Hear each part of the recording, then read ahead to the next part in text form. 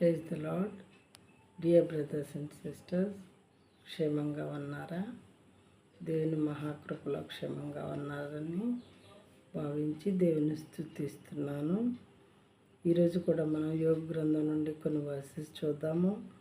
మొదటిగా Job chapter 27 verse 5 చూద్దాము. Till I die I will not put away my integrity from me.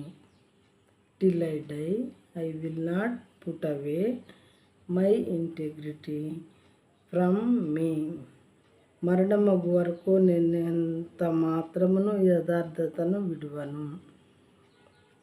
మరణమగు వరకు నేనెంత మాత్రమును యథార్థతను విడువను అని యోబు గారు చెప్పుచున్నారు. దేవునికి ఉన్నటువంటి చక్కని లక్షణములలో యథార్థత ఒకటి.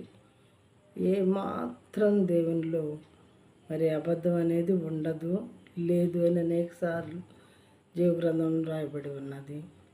దేవుడు యథార్థవంతుడై ఉన్నాడు కాబట్టి యోబు గారు కూడా దేవునికి ఇది ఇష్టమైన క్వాలిటీని గుర్తించి ప్రతి విషయంలో యథార్థతగా ఉండటం నేర్చుకున్నారంట.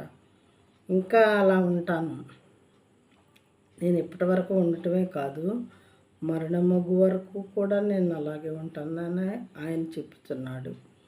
మరి ఈ విధమైన మాటలు వాక్యం వింటున్నటువంటి మీరు, చెప్పే నేను చెప్పగలిగిన స్థితిలో ఉన్నామా?